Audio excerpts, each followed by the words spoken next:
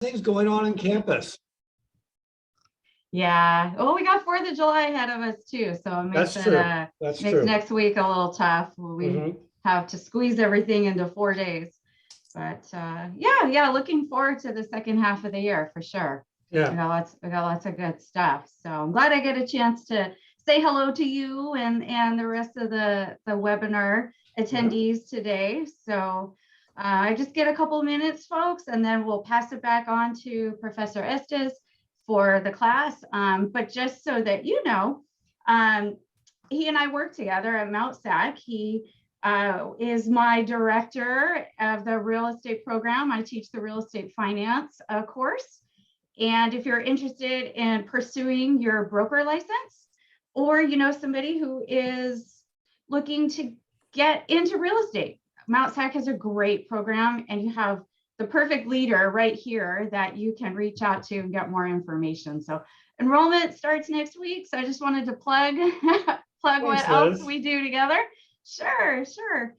And then, of course, we have Academy Mortgage, which is my bread and butter. So what I do for Academy Mortgage, for those who haven't had the privilege, I guess, to say hello before, here we go. So Academy Mortgage is a direct lender. We're based out of Diamond Bar, and we've been around, well, the company's been around since 1988. My dad and I have been running the branch since, well, the last almost 13 years, since 2009. And a little bit about what we do is we provide a experience that's like no other for your clients. So here's a great presentation Ed's going to take you through today about buyer representation. We want to also make sure that when I work with your buyers, we represent you also in a professional manner. So some of the things that we have to plug for you today, or some things I have to plug, not only does Academy do traditional financing, such as FHA, VA, conventional, and jumbo, but we also are back into the realm of non-traditional financing. So some of those things are I-10. We've got bank statement loans, as well as cash flow investor loans that are becoming more prevalent as interest rates go up. That's a non-DTI type of financing for an investor. So we got some really cool stuff. And then also, just to highlight, ADUs are a really big really big buzz right now. And Academy Mortgage and my branch is an approved lender for the CalHFA ADU grant, which gives up to $40,000 for approved homeowners. So we're really aggressive right now. We're really trying to capture the market. So I really appreciate your leads. My phone number is up in my I can throw it in the chat, but if you don't have my information yet, you can email or call me. Contact Laura, she's got it too, but we'll put it up in the chat for you. Liz, before you go, a quick question, because we're going to be talking about pre-qualifying and pre-approving your buyers in this agreement. Can you tell me a little bit about this it's 6 months old now, this fully underwritten pre-approval that's now in the purchase agreement? That's a really great tool so that your buyers who need financing can compete against an all-cash buyer. But I'd like to get your perspective of how it's working. The whole idea is if you have a fully underwritten pre-approved buyer, the only thing that is left is the appraisal, because you have said this person's going to get the loan. We just want to make sure the property appraises and we can get fire insurance on it. So can you tell me a little bit about the process, how you're working, how long does that take, what agents should be doing with you to get their buyers to that level so they can write a stronger offer? Sure. So I encourage all of our files to go through, we call it a TBD underwrite, or fully underwritten pre-approval, where we do all the verifications that we normally would leave into escrow, which there's the IRS tax return or W-2 verification. We've got a Social Security Administration verification. So some government stuff that we would normally leave into an escrow period, which would give a fallout ratio of maybe less than 5%. But still, there's that 5% that we don't want to get into escrow and fallout. So at Academy, what we're doing is fully underwriting our pre-approvals up front and doing those verifications. So instead of just doing a pre-qual, we've got a DU or a LP findings that shows the loan officer has gone through the motions. We're actually submitting it to underwriting and having a real live underwriter review the entire loan and condition for every single letter of explanation, every single verification up front.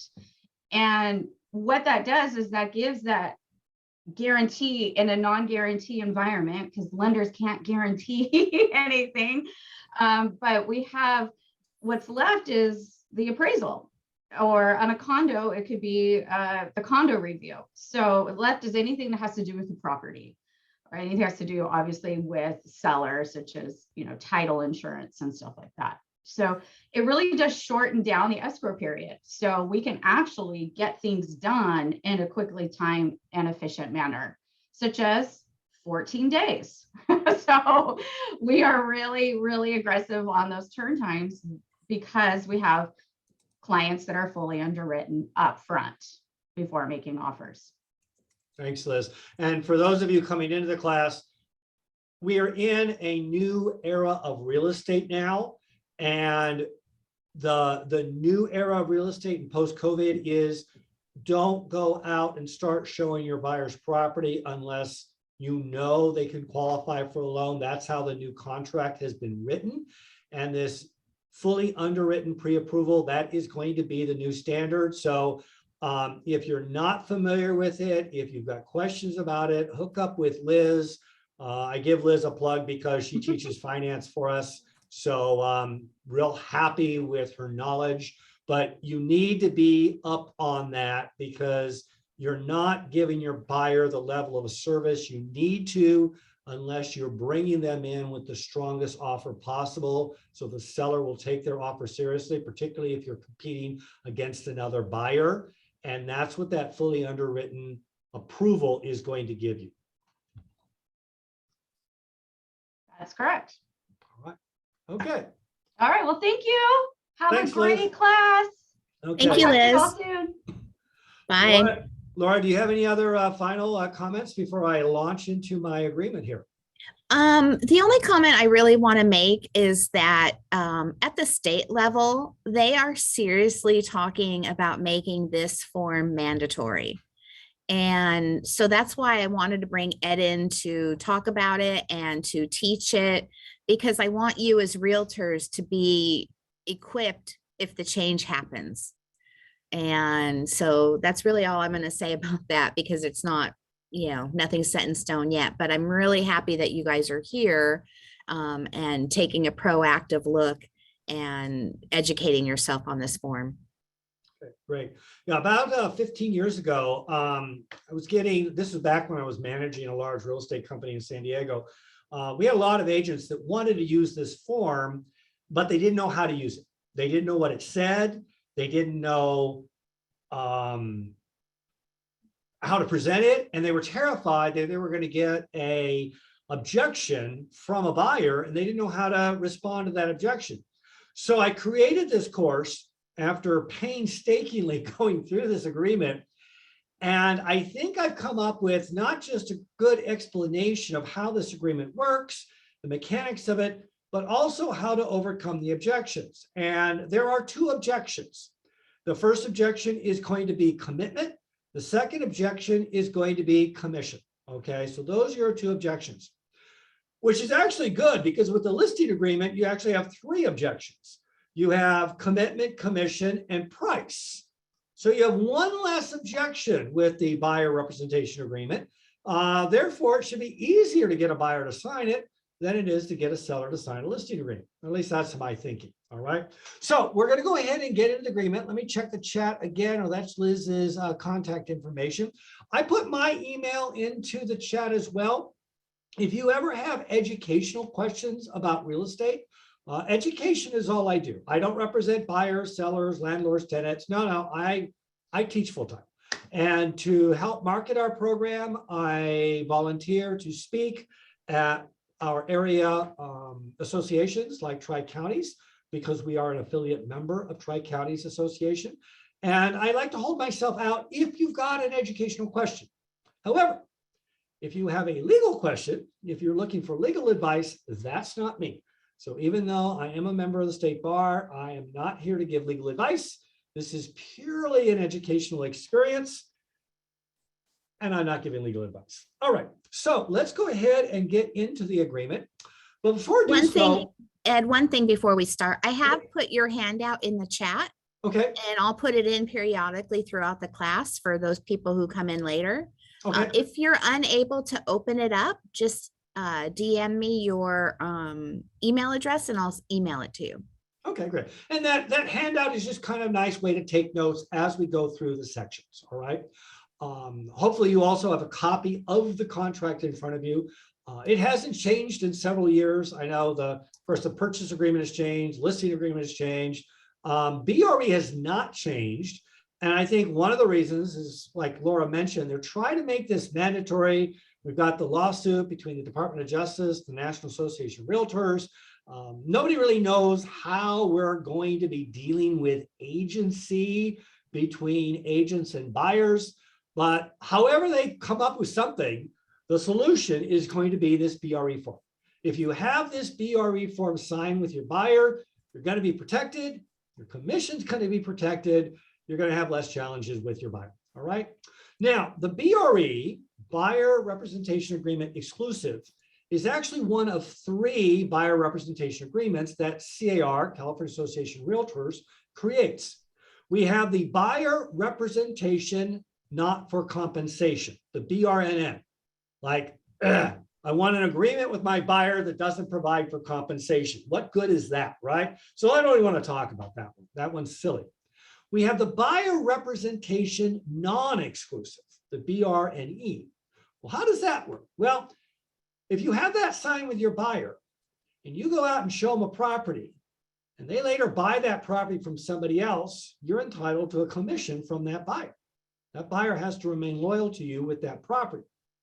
But if they go to an open house without you, or they hook up with another agent and start looking at properties without you, and they buy a property, you get nothing. It does you no good. So here's my thinking. I'm going to go to the trouble to get an agreement signed with my buyer. I might as well get the agreement signed that gives me the most protection. In other words, when you go out on a listing appointment, you're not interested in taking an open listing. You don't want an exclusive agency listing. You want an exclusive right to sell listing. And under the Buyer Representation Agreement Exclusive, if that buyer buys a property, either through you, another agent, on their own, for sale by owner, during the term of that agreement, you're entitled to a commission. That buyer is going to owe you a commission, all right? Just as if a seller sells their property without you, and you have an exclusive right to sell listing agreement with them, you're entitled to a commission. Same thing. So think of the Buyer Representation Agreement Exclusive akin to the exclusive right to sell, all right? Now, as we go through this, I want to invite you to role play with me. I like this to be an interactive process. So I know when you ask somebody, hey, do you guys like role play? Everybody says, yeah, we love role play. That's a lie. You want to watch other people role play, but nobody actually likes to do the role play themselves, right? If you've ever been involved with role plays at your office. And if you are involved with a role play, you want to be the buyer or the seller. You don't want to be the agent because the agent has to do all the work, right? Well, in this role play, I'm going to be the agent. You get to be the buyer, all right? So you get the fun job. I get the tough job, but I want you to pepper me with your questions, the objections, the things that are in your mind that cause you to be reluctant to use this agreement. Now, I'm not demanding you use this agreement, but I want to give you all the tools you need to effectively use this agreement, okay? I want to have value coming out of this class, right? Now, Before I get into the introduction script, let me jump in the chat once more and see. Okay, so nothing up there. I like to put X's in my chat. That just lets me know where I last was. It's a little bit easier for me to get back in and answer questions. So if you see a bunch of X's from me, I'm not trying to send a code or anything. It just, that's how I know where I was. The introductory script. You know, when you go out on a listing appointment, that may take what, 45 minutes to, oh gosh, sometimes 2 hours, right? We've all been on relatively short listing agreements or listing presentations, and sometimes they just last forever. Well, when you meet a buyer and you're going to go into the buyer representation agreement, you do need to have a script. You do need to introduce this form. So I'm going to suggest something along the lines of this. Hello, Mr. and Mrs. Buyer. I'm really excited to have the opportunity to show you some properties today. Buying a new home is probably one of the most exciting things that you can do. It's also a little scary sometimes because there's a lot of change, right? And change can be a little threatening. And it's my job to make this process as easy and comfortable as possible. I know there's a lot of stress purchasing a home, and my job is to alleviate that stress. My job is to serve you. Now, to do that effectively, I like to enter into an agreement with my buyers. This agreement establishes me as your agent, as your representative, and it gives me the authority not just to help you, but to also protect you. Because I feel that for most people, buying a home is one of the biggest financial commitments they will ever make, and it's important that they have representation and somebody looking out after their interests. You know, it's funny because every now and then I'll meet somebody, a buyer, who thinks that if they call the name of the real estate agent on the for sale sign, they can somehow get a better deal. What they don't realize is that agent, we call them the listing agent or the seller's agent, that agent actually has a written agreement with the seller. And that written agreement is to get the seller the best deal. See, they're not looking out after you, the buyer, they're looking out after the seller. You know, if you were ever charged with a crime, would you ask the district attorney to represent you? No, you'd want your own attorney to protect you, right? Well, that's what this agreement does. It establishes me as your agent to protect you, to look out after your interest, and try to get you the best deal. So we're in sync here. What do you say about going ahead and entering into an agreement? Now, that shows the buyer the advantages of entering into this agreement, all right? So having said that, let's talk a little bit about the pre-forms. We know we must disclose agency before we become an agent of the buyer or the seller. So this form always has to be given to the seller and signed by them before you take a listing.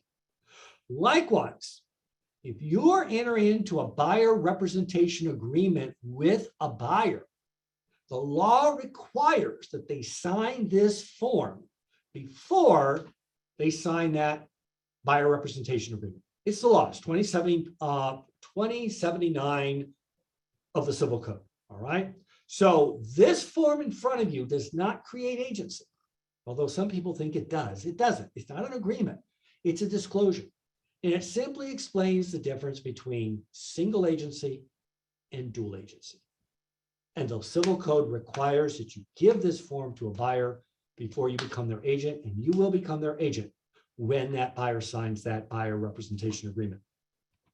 The next form, which I'm sure you're all familiar with, is the possible representation of buyer and seller, or PRBS. Now, this form is not required by law. The agency disclosure agreement is, the agency disclosure form is, not an agreement. Agency disclosure is. But this form here, the PRBS, is required by contract. All right, you've seen it in the purchase agreement, you'll see it in the listing agreement, you see it in the buyer representation agreement. So it is required by contract. So you got to do it. What does it do? Well, it does two things. from a perspective of the buyer, it says that if you or someone else in your office are showing another buyer similar properties, in other words, you pick up two buyers who are looking for essentially the same property, which can happen, particularly in large offices, that's okay. I mean, representing two buyers looking for the same property, it's not dual agency. We're not really sure what it is, but it is a potential conflict of interest. This form says it's okay to do that. The second thing this form says is that if you have to go into dual agency, the buyer agrees to go into dual agency. For example, you start showing your buyer properties, and the property they want to buy is listed by somebody else in your office. Well, since the broker is going to be representing the buyer and the seller, you're going into dual agency. But when you get to that confirmation paragraph, paragraph 2 in the purchase agreement, the buyer looks at that and says, wait a minute, you want me to go into dual agency? I read something on the internet that says dual agency is bad. I don't want to go into dual agency. Oh, nuts. Now what do? I guess you got to refer them to another broker, right? You're going to lose that deal. But if they have signed this form, they've already agreed that if they have to go into dual agency, they'll do so, okay? So it saves your deal. Now, it's important to get these forms signed when they're required or when it's going to benefit you. So the law says you got to get this form signed first. This is the first document a buyer or seller will ever sign, all right? This form needs to be signed by your buyer before you start showing them properties, right? Even if you don't use the buyer representation agreement, okay? You after the end of this class, you say, Ed, you're full of crap. I don't want to use the agreement. Okay, fine. But hear me out. At least get these two forms signed before you start taking your buyer out to show them properties, because you're not getting the protection of the forms if you wait until the buyer is ready to sign the offer and then sign these forms. These forms can protect you if you'll let them. So it's really important you have both of these forms signed before you take the buyer out and show them a property. All right, let me go into the chat, see what's going on there. Oh, okay, so just more stuff from Laura. Thank you very much, Laura. And moving on to page 1. All right, so the way I work all my classes, if you're not familiar with my teaching, is I always put the first page up and then we go into the sections. That makes it a little bit easier to navigate through the PowerPoint as well as your handout that you hopefully have in front of you. So, exclusive right to represent. We want to put down the names of all of our buyers, okay? You don't want to admit a buyer, because if you admit a buyer, in other words, leave a buyer's name out, then that buyer's not going to be covered by this agreement. So I even, doing the pre-qualification with my buyer, having a little conference with them, if I find out they've got a parent or uncle or cousin or brother or sister, whatever, who's going to be helping them buy the property and going on title, I'd like to add them to this agreement too, all right? Then you put the name of your broker, okay? No, not your name, your broker, because your agency, the broker is the true agent, not the individual licensee. And then we have the time frame. And of course, this is the commitment. And this is going to be our first objection, okay? Now, conceptually, if you are going to take a listing, how long of period would you like? Well, probably 6 months, right? Well, if you're going to take a listing in October, November, you might want to take it to the end of June, just because we know we go to the holiday season, things start slowing down. Not necessarily because they're a bad market, just other people got stuff to do, right? And we're trying to get something accomplished in December. It just doesn't happen because you got all this other stuff that you need to do, right? So, but typically with the listing, we like to take it for 6 months. Maybe longer, maybe shorter, but I think we all agree 6 months. That seems about right. If you've got a ready, able, willing, motivated, qualified buyer, and you start showing them properties, how long before they start writing offers? Well, if you've done your job, hopefully within a week or two, right? The conceptual thing is, it's going to be a shorter process. You typically will not take this agreement for as long as you take a listing agreement. You certainly can take this agreement for 6 months if you want to, but most people will take it for maybe a month or 2 months, okay? Because hopefully, if you know what that buyer's looking for and there's something out on the market that they want to buy, after a week or two of showing them properties, hopefully you're going to get them into escrow, right? Okay. Now, but this is where the objection comes, right? The buyer's going to look at you and say, oh, golly, Ed, I just don't know. I mean, you seem like a nice guy. You seem like you know what you're talking about. But what if things don't work out? What if we don't like you? What if you don't like us? I mean, I don't know if we really want to set this thing for 2 months or 3 months or 4 months or whatever you're proposing. This is how I respond to that. Tell you what, Mr. and Mrs. Buyer, how about if we make it good for 1 day? Okay. So it's June 28th, 2022. Why don't we make it beginning on June 28, 2022 and ending at 11:59 p.m. on June 28, 2022. So it'll expire at midnight tonight. How's that sound? And you can even throw in some humor. It's like, well, you weren't planning on going out with another agent later this afternoon, were you? And they go, well, no, great. It'll expire at midnight. It only is good for today. And then we'll see how we get along. Does that work for you? I can't see why a true buyer would object to signing this agreement for just 1 day, right? Now, some of you are saying, well, that's great. I show them some properties today. This thing expires today. What's to stop them from buying that property that I showed them tomorrow with somebody else? Ha! We have what's called the safety clause. The safety clause appears in the listing agreement. It also appears on the second page of the buyer representation agreement. And I draw your attention to paragraph 3C on page 2 that says broker's right to compensation. Now, the way this works is you need to put in here in C2 the number of calendar days you want your protection period to last. Typically 30 days would be enough time, I would think, in this market, since properties don't stay on the market that long right now. But you might want to go 45 days or even 60 days. I mean, you can put any number of days you want. I would put in the maximum number of days you think that buyer might wait until they write an offer on that property that you showed them today, right? So let's use 45 days just because I like that number, 45. Okay, so under C2, I write in 45 days. Then after I show them property today, let's say I show them 4 properties.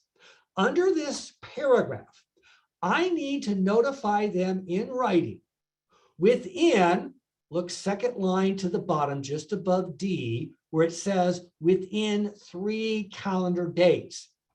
I need to notify them in writing of the properties I showed them.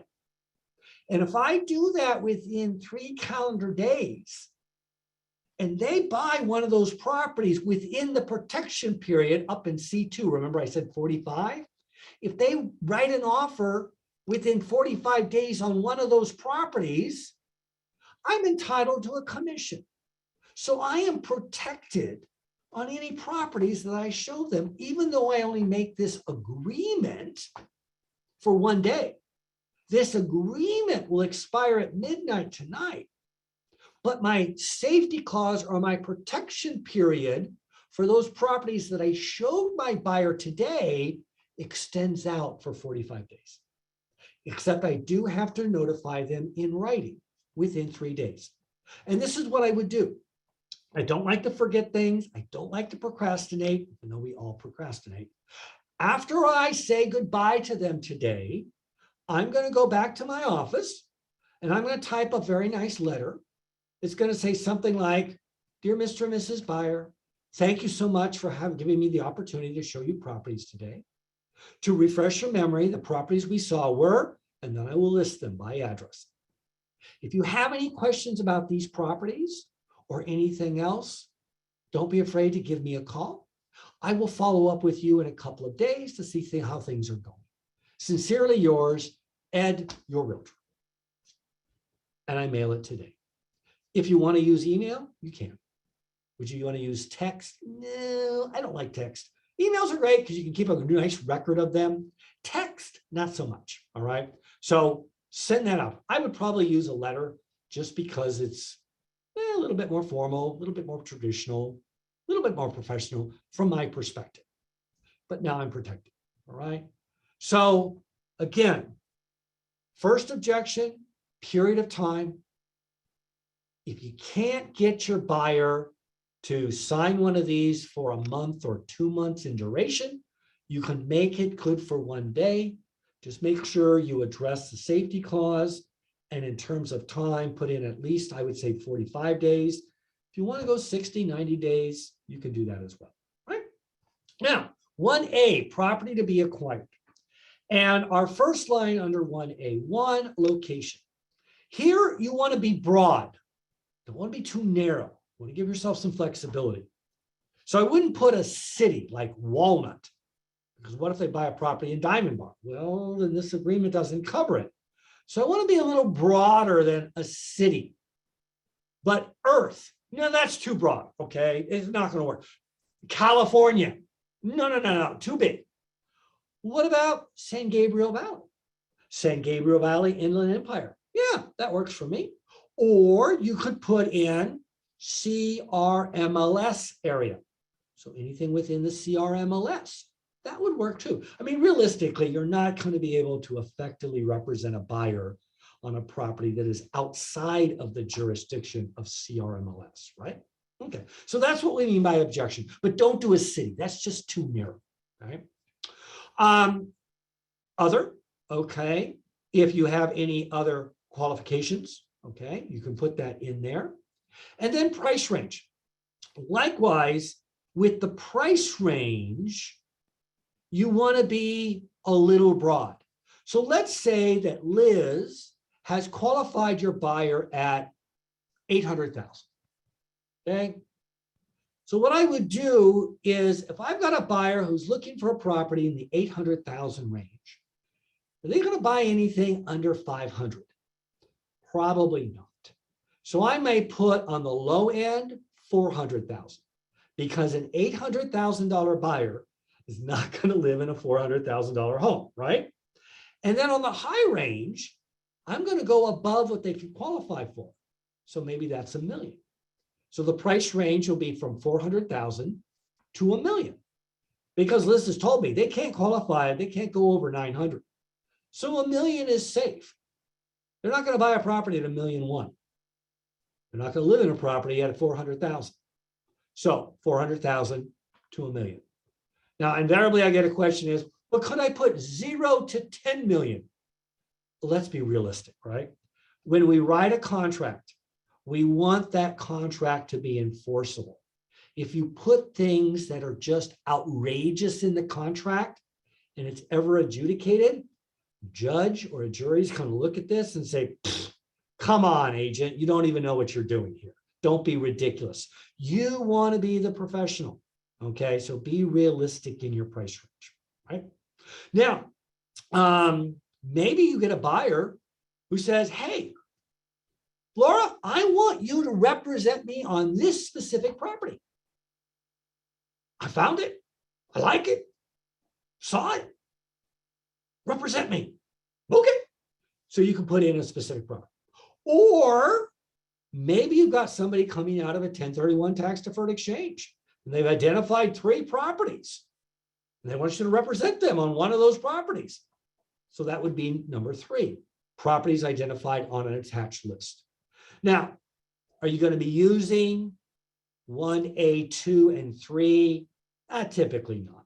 We're going to go with 1A1, location, San Gabriel Valley / Inland Empire, or whatever area you're going to be using. Okay, that's typically what you're going to be doing, right? So moving on, 1B says that you will use due diligence to fulfill the objections of, not objections, the objectives of this agreement, okay?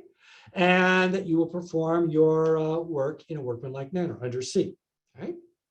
Now we go into paragraph 2, Here is our agency relationship. So you'll notice 2A says we've already disclosed agency, all right? And we are engaging in buyer representation. And there is 2C, excuse me, there is the possibility of dual agency. Because if this buyer wants to buy a property that's listed by our company, we're looking at dual agency, right? Now, can we avoid that? Yes, and that's where you find 2C number 2, where you see that big or. If you check the first box, you are saying that your company has listings and you're not going to show the buyer any of your company's listings. If you don't show your buyer any of your company's listings, is there any way you can go into dual agency? And the answer is no. Of course, do buyers not want to see your listings? Oh, no, they want to see your listings too, right? They want to see properties that are listed by your company if it fits their criteria. So you're not going to do that one, all right?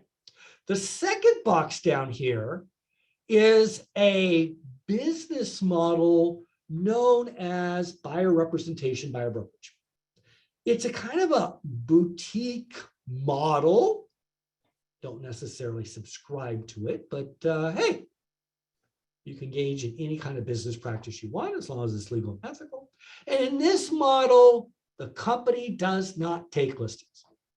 If a seller comes in and says, hey, I want to list my property with you, they say, no, I'm sorry, we're going to refer you to a different brokerage company because we only represent buyers. We engage in buyers brokerage representation only. There's a few of those companies around, okay? I don't think that's any of your companies, okay? It doesn't mean you just don't have any listings today. It means you will not take a listing. You're not going to check those boxes. So do not check those boxes under 2C2, okay? You're always got a possibility of going to dual agency with your buyer. Paragraph D, there are other potential buyers out there. And people in your company, yourself, may be working with those other potential buyers. When you write an offer, that offer is not confidential from the seller's perspective. There's nothing to stop the seller from sharing terms of your offer with a competing buyer. It's confidential from your perspective. You're not going to share anything with anybody else. But you can't maintain that confidentiality if you write an offer on a different brokerage company's listing. And then finally, F, we will confirm the agency relationship, single or dual, in the purchase agreement. Now we go to our second and fortunately last objection. This is the compensation. Now, the first thing you'll notice in 10-point bold type is we do have our mandated notice under the statute of frauds in 10-point bold type that commissions are negotiable. Right? And then underneath that, we're going to have the amount of compensation. Now, you've got three choices here. You can put a percent, you can put a flat rate, or you can attach a commission schedule or compensation schedule. Let me take care of the last one first. Compensation schedule. What is that? Well, particularly in commercial leasing, agents will be compensated on a percentage of the year's rent. So you might get 6% of the first year's rent, 5% of the second year's rent, 3% of the third and fourth year's rent, something like that. So, I mean, if you ever have done commercial leasing, you'll see those kind of listing agreements, okay? And to cover all bases, that's why CAR put in that last item there. Are you going to be using it? Not for residential sales, okay? And that's, I think, what most of you are going to be doing. 3A2, flat fee, right? You see that in the listing agreement, right? In the listing agreement, they have a provision where you can put in a flat fee. Typically, we're going to go with 3A1, 1%. And that's where you have to take a little bit of time and talk about what number you're going to be putting in there. Now, first of all, I need to stress that commissions are negotiable. Any communication that we were to have right now about setting a commission, first of all, Laura would start screaming at me. She would then disconnect my internet connection so that I cannot engage in a potential antitrust violation. Let me stress, I don't care what you charge in terms of commission, okay? It is between you and your client. Your broker probably has an office policy on commissions. You should follow that policy, but you should never, ever, ever have a conversation with another agent from another company about what you charge, what they should charge, what the two of you should charge, because that is considered price fixing and a violation of antitrust laws. Okay. Having said that, I still, as an educator, have to tell you what to put in the mark, right? So one of the nice things about being an educator is I'm exempt from RESPA, and I think I'm exempt from antitrust laws when it comes to educating. So let me talk to you about this. When you take a listing with a seller, okay, you're going to charge that seller a commission. And part of that commission, maybe 50%, is going to go to the agent that has the buyer. So hypothetically, if you were to take a 6% commission, you might offer 3% through the MLS to the agent who procures the buyer. If you were to take a 5% commission, you might offer 2.5% to the agent who procures the buyer through the MLS, right? Conceptually, you see what's going on there. Well, here you're just on the buyer's side. So you would not be putting 6 or 5% here.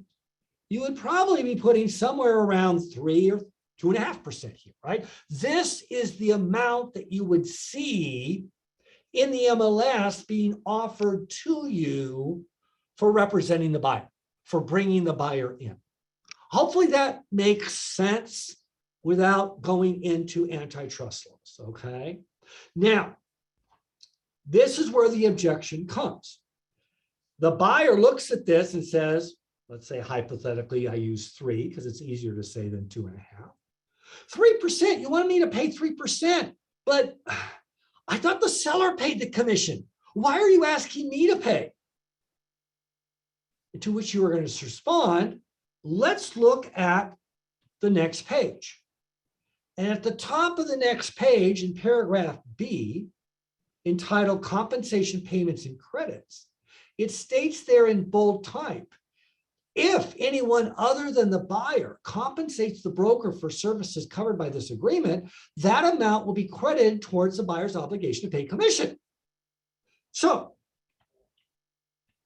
Mr. Buyer, while I have 3% here under 3A1, most likely I am going to be compensated by the MLS.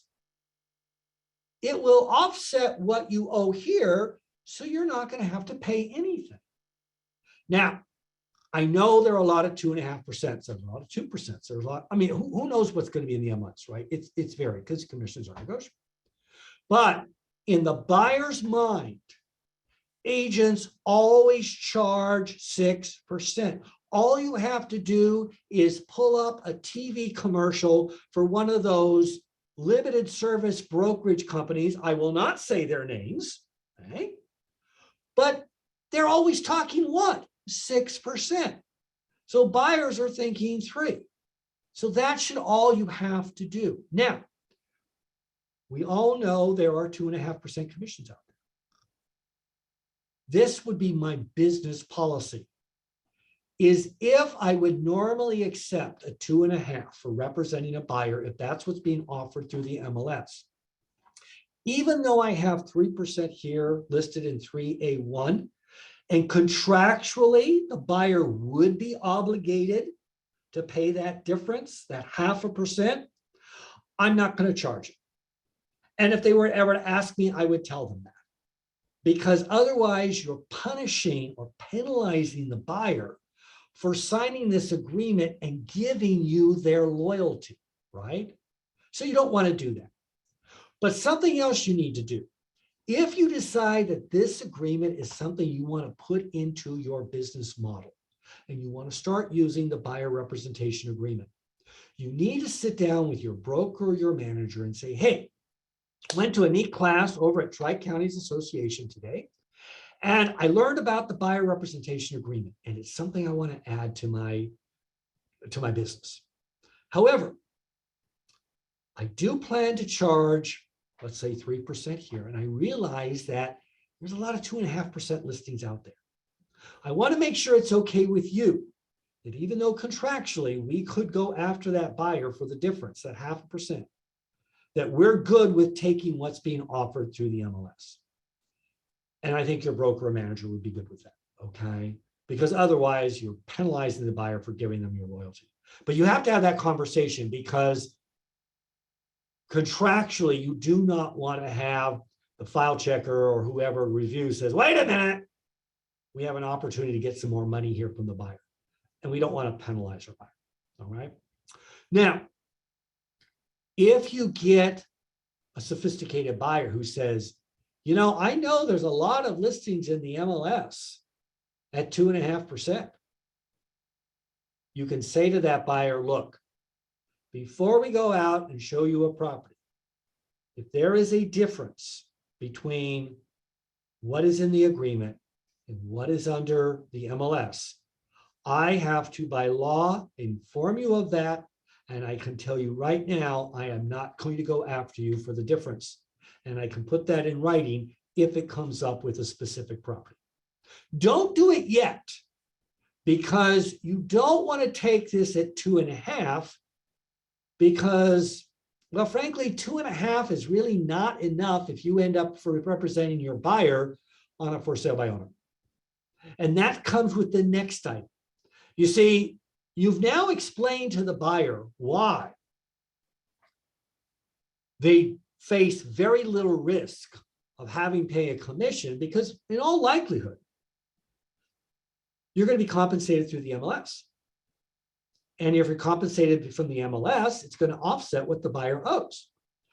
But a for sale by owner, FSBO, FSBO, a FSBO by definition is not in the MLS. But this is how it was presented to the buyer. I would say, Mr. Buyer, I know you're wondering why, if I'm being compensated through the MLS, why do we even have this agreement? Why do we even have a 3A1 where I'm writing in 3%?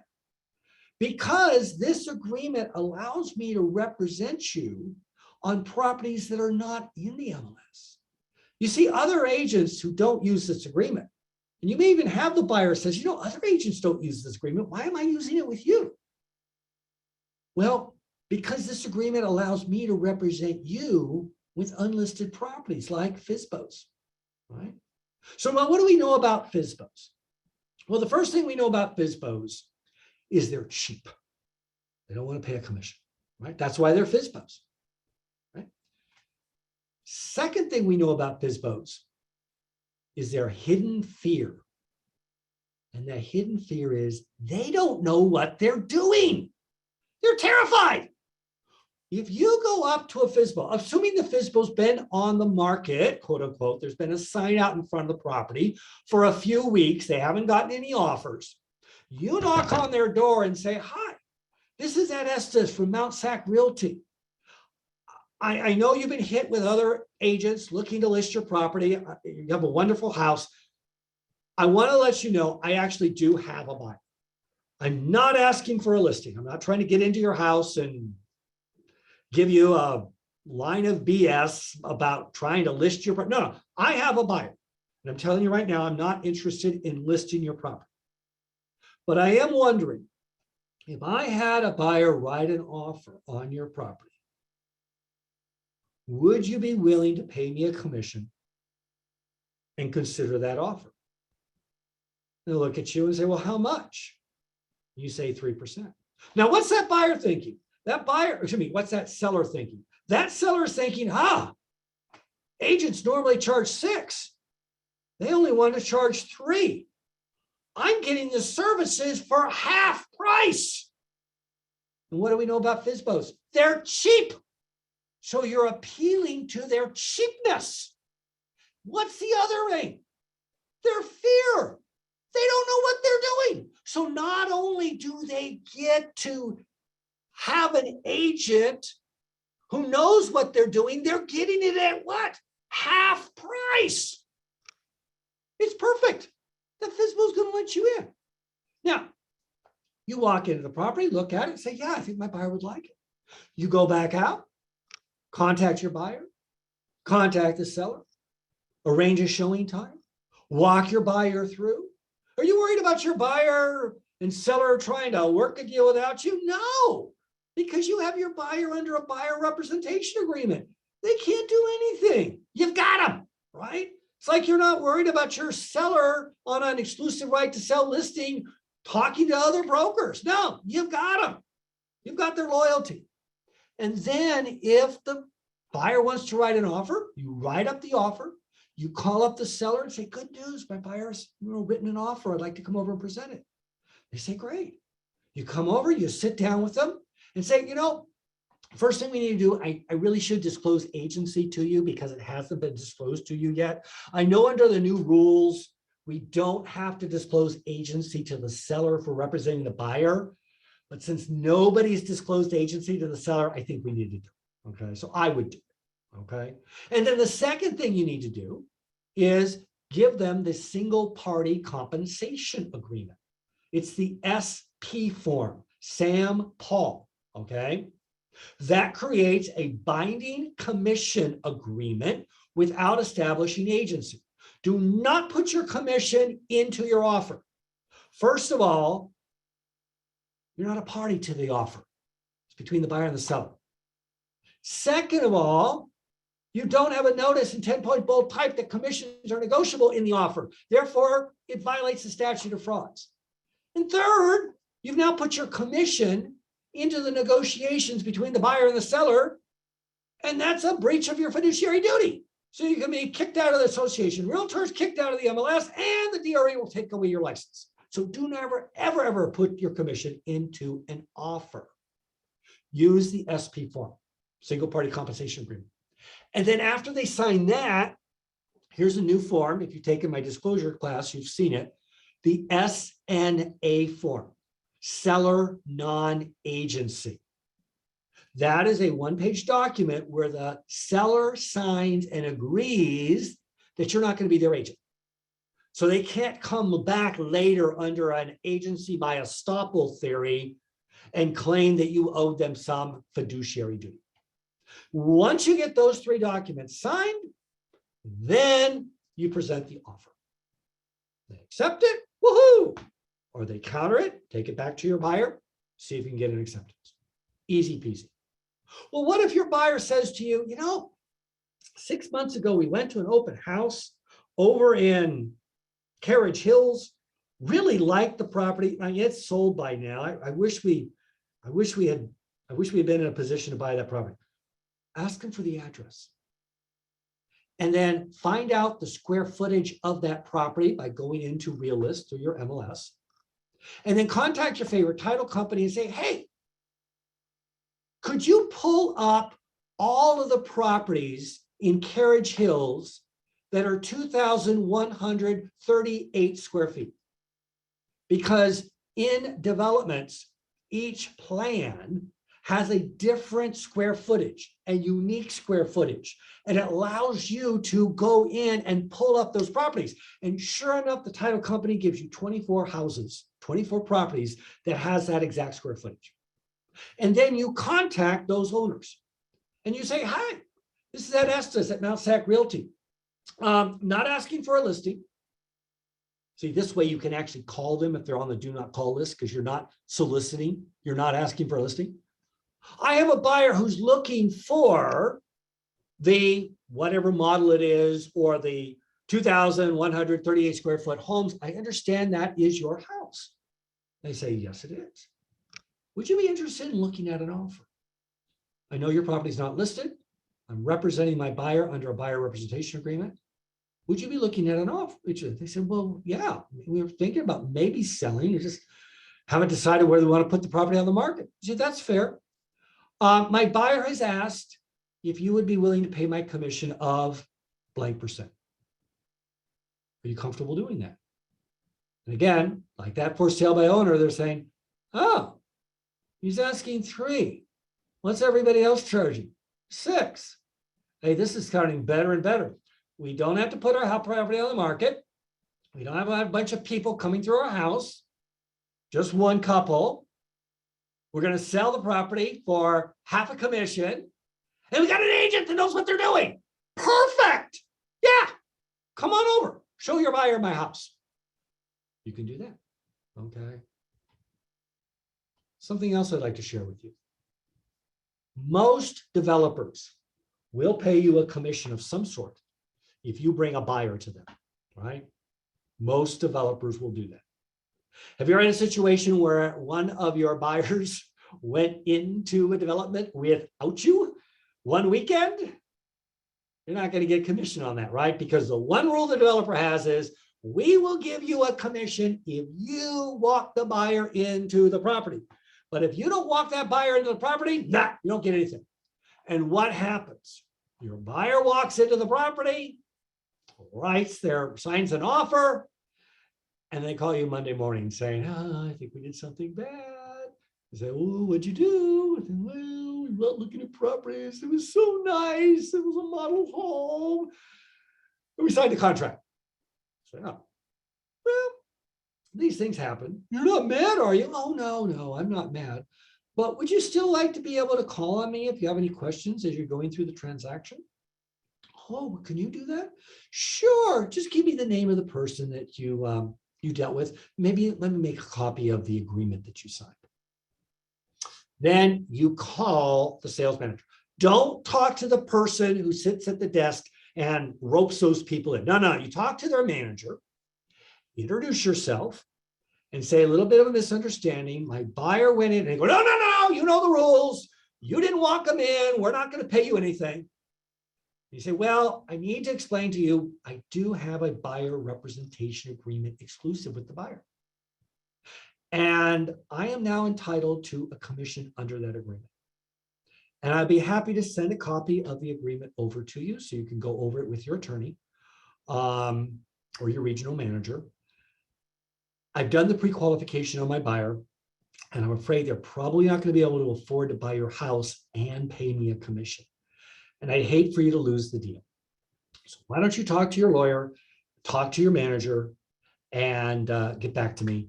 Again, I don't want to lose your deal or cause you to lose your deal.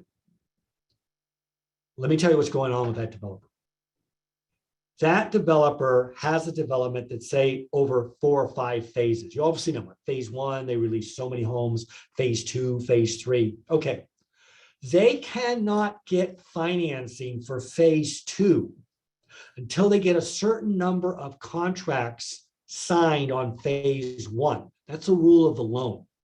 They can't get financing on phase 3 until they get a certain number of closings in phase 1 and contracts signed in phase 2. See, they've got a contract signed, which gets them that much closer to getting financing in phase 3 or phase 4. The last thing that manager wants to do is lose a contract and jeopardizes financing for the next phase, because if they do that, that developer is going to come down on them like a ton of bricks. All right. So this document can even help you there. One of the things I like to do, draw a big circle. Oh, I forgot about one, the entry only listing. Now, I don't know what you guys call it, but this is the agent who, for a flat fee, takes a listing, puts it on the MLS, and then offers what, $2.50, right? Do those properties sell? No. They got their money. It's on the MLS. And those poor sellers are thinking that someone's going to appear. Well, since you have the buyer under this agreement, you can now show that buyer those properties as well. And let me tell you a secret about them. When they listed their property with that limited service broker, that broker told them that if an agent comes in with a buyer, you need to pay him a commission. True story. I bought a home for my wife and I when we were first married, and it was listed by a limited service broker. And when I called that broker up, they said, no, just deal with the seller directly. I'm out of it. Okay. So I called the seller, went over, talked to him, presented my offer. And then I mentioned, and I'd also like to talk to you about a commission, because I introduced myself as an agent. I was an owner buyer or buyer Buyer broker. Yeah, I was a buyer broker. Owner buyer, no, buyer broker. And immediately when I mentioned the word commission, the wife looked at the husband and said, Frank, remember what our agent told us? If a broker brings in an offer, we have to pay him 3%. It was the easiest commission I ever asked for. I didn't even have to ask for the commission. I just said commission. And she said, oh yeah, you're going to get your 3%. Easy peasy, okay? But unless you have a buyer under this agreement, you really can't go after those listings because you're worried about your buyer going around you, right? But since you have your buyer under this agreement, you can show them those properties too. So what I like to do is I like to draw a big circle. And I cut that circle in half. And on the left side, I say, this is the stuff in the MLS. And on the right side, in this half of the circle, I said, these are the for sale by owners. These are the unlisted properties. These are the entry only listings. This is everything else. You see, with the buyer representation agreement, I can show you everything in this circle. You're right. Some agents will not ask you to sign this agreement, but then they can only show you what's on the left side. Things are in the MLS. They won't show you everything. All right? That's what you have to relate to them. Here's another thing. When the buyer just says, you know, I just worry about this agreement. I mean, there's this money that I might have to pay. I know you told me you can probably get the commission from the seller, but maybe you can't. This is what you say to them. You know, the only way that you would ever be faced with paying a commission is if you decide to buy a property outside of the MLS. And the only way you would ever see that property if you were under this agreement. If you don't sign this agreement, you're only going to see what's in the MLS. But by signing this agreement, you see what's in the MLS and what's not in the MLS, what you would never see otherwise. Do you really want to take the chance that the property that you want, your dream home, is a property you wouldn't see because you didn't sign this agreement? Think about that one. I think that one's probably the most powerful argument. All right. Okay, so we've already been into part of page 2. Go down to D, timing of the compensation, typically upon close of escrow. You can actually get compensated if the buyer breaches the purchase agreement upon buyer's default. Okay. Not only can seller sue the buyer for a breach, but you could sue the buyer for your commission, buyer's default. If the acquisition is prevented by another party, let's say the seller breaches, refuses to sell to the buyer, and the buyer sues the seller, you get to collect half of what the buyer collects, not to exceed your commission. How sweet is that? Okay. E says that your commission is irrevocably assigned to you. F identifies the buyer. And then G is our exclusions. G is put in because of the safety clause, okay?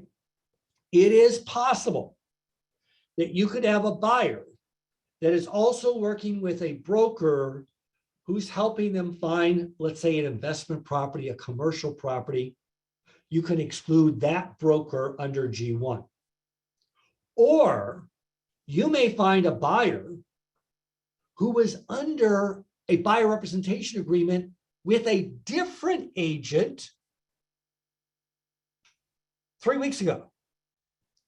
And that different agent gave them a list of 3 properties to be covered under that earlier agent's agreement safety clause. Well, you can exclude those properties under G2 for that time period of that earlier safety clause.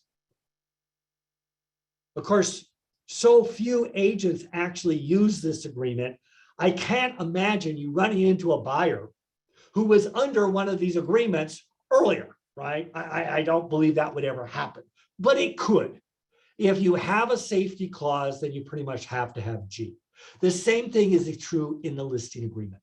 The listing agreement, exclusive right to sell, has a safety clause. It also has an exclusion paragraph just like this, okay? So that's nothing new. It's in both the listing agreement as well as the buyer representation agreement.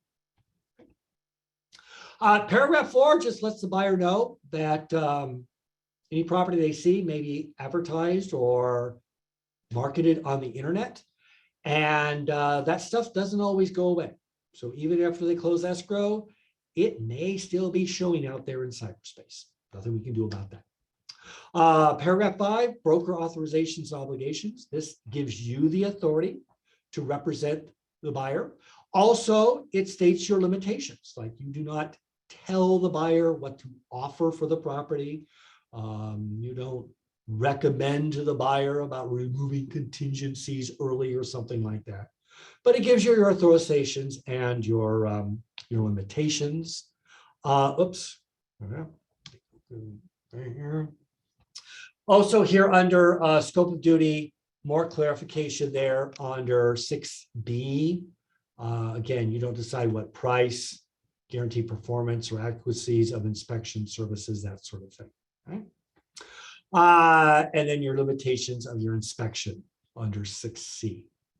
Under buyer obligations, okay? Again, the buyer is going to cooperate in good faith. And within 5 calendar days of signing this agreement, they agree to get pre-qualified by your lender. And as if you remember earlier in my conversation with Liz Bushman, very important to have that qualification fully underwritten lender approval. That's the new qualification that is now found in the new purchase agreement, that fully underwritten lender approval is going to make your buyer's offer so much stronger and allow you to compete even with competing all cash offers. All right. 7C is our standard indemnification by the buyer. And then paragraph 9 provides for attorney's fees if you are the prevailing party, provided you agree to mediate first. Paragraph 10 says this is the entire agreement. There are no other agreements. And then finally, dispute resolution, our mediation paragraph. The arbitration paragraph was removed from the listing agreement and the buyer representation agreement. I actually asked CIR Legal why they do that. And they said, well, we were getting complaints because agents didn't understand it. I thought, well, why doesn't CIR educate the agents? Be that as it may, if you want to include arbitration, you can do that with the arbitration addendum. So there is a CAR arbitration addendum if your office wants to include that in your buyer representation agreement or your listing agreement. Buyer signs, you sign on behalf of your broker, and it's a done deal. All right. So that is the buyer representation agreement. Couple takeaway points. Remember, if the buyer's reluctant to signing, make the agreement for 1 day and then register those properties under the safety clause in writing and send it to the buyer. Got 3 days to do it. I recommend that you do it the day of. Under most cases, the seller will pay the commission, so the buyer doesn't have to worry about paying the commission. So it's really a non-issue. Remember, the only way a buyer will ever risk about paying a commission if they want to buy a property that they never would have seen unless they signed a BRE. But most property owners are prepared to pay a commission. That has always been the standard, right? It's the seller that pays the commission. So sellers are used to paying a commission. The difference is you're going to be charging them less than it would be if they had it listed. And they don't have to go through all those showings and open houses and keeping the property neat and clean. It's very attractive for a property owner to get a direct offer from an agent representing a buyer. The BRE allows you to show all properties, listed, not listed, expired, canceled, anything to your buyers. It allows you to provide greater service. And that's the whole idea, right? For us to provide greater service to our buyers. And of course, most importantly, it protects your commission. Okay. So Laura, either I did a really good job of covering everything, or everybody's really shy about putting stuff in the chats, and I'm not that good. So if you guys have any questions, shoot them into the chat now, because that's all I got. Anything? Nothing so far. Okay, well, there's my phone number. Of course, I'm only here during the summer on Mondays and Wednesdays. There's my email. I'm teaching online this summer, so I do check my email quite a bit. If you've got an education question, particularly on scripts and things like that, happy to answer them. The only thing I don't do is I don't provide legal advice, okay? But we do have the CAR legal hotline, and you also have your broker or manager that you really should be talking to if you've got a legal problems. All right, so we got the thank yous coming in. That's always a good sign. And a thank you to Laura too. So thank you, Laura. I do appreciate your help. Could not do it without you, and I'm not being facetious. So I did record the class and I will post it on our website in the next couple of days. So if people want to go back and look at it again, they're more than welcome to. Okay, that sounds good. Well, Okay. with that, any more breaking in the chat, or is it just me? Okay, great. I guess it's time for you to kick us out. Okay. Okay, Well, everyone have a great day. thank you. Take Okay. care. Bye.